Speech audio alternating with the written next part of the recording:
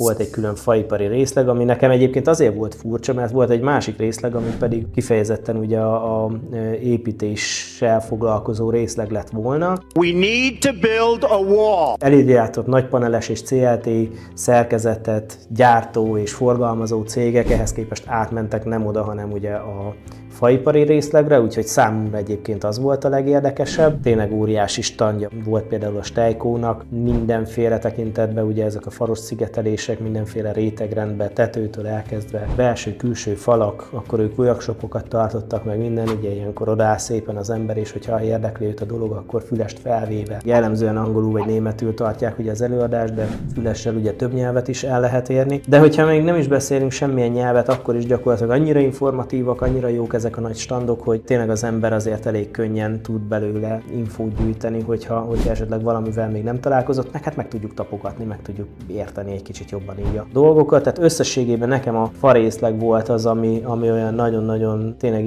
ilyen informatív volt, és azt gondolom, hogy jó volt.